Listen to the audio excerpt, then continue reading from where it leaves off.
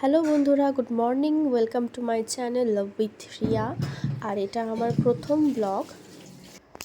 রোজকারের মতো ঘুম থেকে উঠে ফ্রেশ হয়ে তো আজকে আমার একটু ইচ্ছে হলো ইউটিউব দেখে যে আমি একটু আলুর চিপস বানাবো।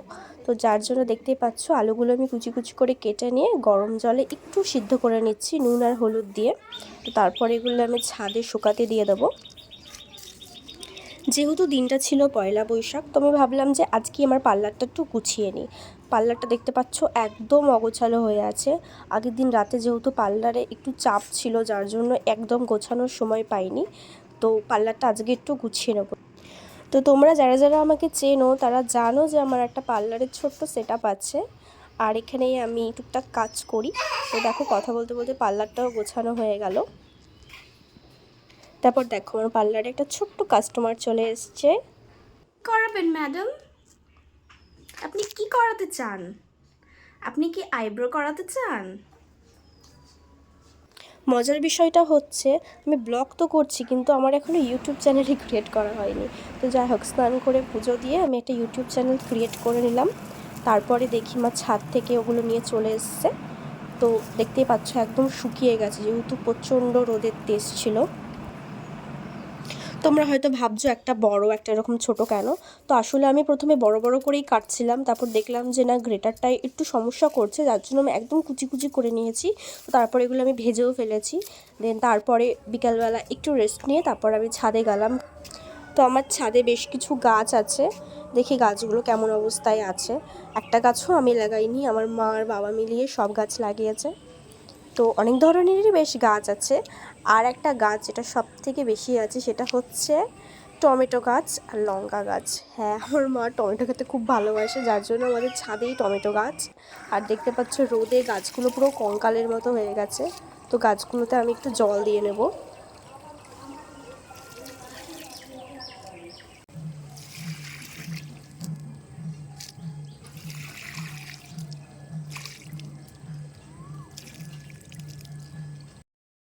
অনেক দিন ধরেই ভাবছিলাম যে ইউটিউবে একটা চ্যানেল করব, ভিডিও পোস্ট করব, ব্লগিং করব।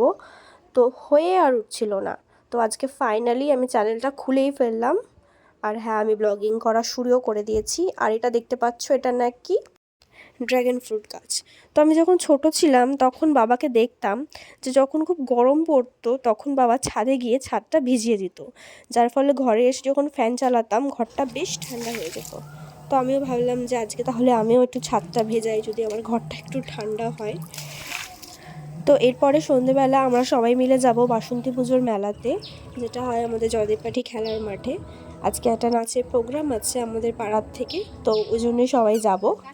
এবার দেখো, ছাদে জল দিতে চলে এসছে এই ছোট্ট গুড়গুড়িটা। এখন এক মগ জল নিয়ে খুঁজে পাচ্ছে না যে কোন গাছটাতে ও জল দেবে। তারপর অনেক ঘুরে টুরে দেখলো যেটাতে বেশি আছে ওটাতেই দিল। যাই হোক, ও ছাদ থেকে নামতে চাইছিল না, ওকে অনেক কষ্ট করে ছাদ থেকে নামানো হয়েছে। তারপরেই আমার মা ঝুড়ি নিয়ে ছাদে চলে এসেছে টমেটো তুলতে। দেখো কত সুন্দর সুন্দর টমেটো হয়েছে আমাদের গাছে। তো এরপরেই আমরা সবাই মিলে রেডি হয়ে যাব মেলায় যাওয়ার জন্য। তো এখন আমরা মেলায় যাচ্ছি, রেডি হয়ে গেছি মেলায় যাওয়ার জন্য। চলো মেলায় গিয়ে দেখা হচ্ছে। টাটা।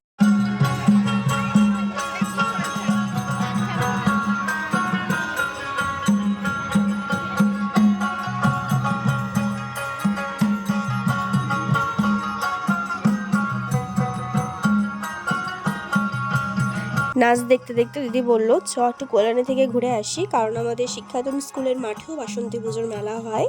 তো আমি আর দিদি বেরিয়ে পড়লাম।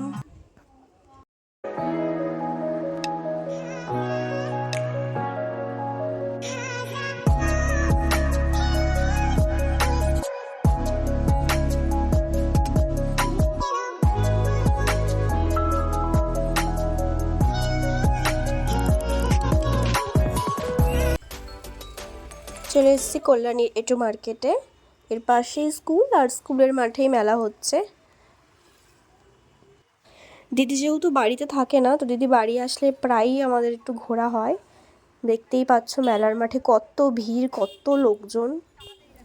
মেলাতে একটু ঘুরে এখানে একটা কাকু বসে, তো ওনার কাছে চিকেন সিঙ্গারাটা আমাদের দুজনেরই খুব ফেভারিট। তো চিকেন সিঙ্গারা নিয়ে আমরা দুজন চিকেন সিঙ্গারা খেলাম, দেন আবার বাড়ির দিকে রওনা দিলাম। আর এটা হচ্ছে আমাদের সে বিখ্যাত কল্যাণীর বিখ্যাত রেলগেট, 42 নম্বর রেলগেট।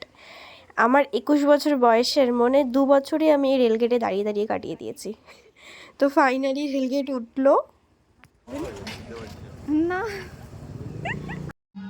ওখান থেকে রিটার্ন আবার এই মেলাতেই আসতে হয়েছিল, কারণ এই মেলাতে মা বৌদি সবাই ছিল। তো মেলার থেকে বেরোনোর সময় কী খাবো করতে করতে 1 প্লেট ঘুগনি কিনে ফেললাম। তারপর ঘুগনি কিনে খেতে খেতে বাড়ির দিকে যাচ্ছি। তো এটাই ছিল আমার ফার্স্ট ইউটিউব ব্লগ। জানি না কেমন লেগেছে তোমাদের। যদি ভালো লাগে তো অবশ্যই একটা লাইক, কমেন্ট এবং আমার চ্যানেলটাকে সাবস্ক্রাইব করে দিও। তোমরা নিজেরাও ভালো থেকো এবং অন্যকেও ভালো থাকতে সাহায্য করো। চলো টাটা, দেখা হবে অন্য কোনো ব্লগে।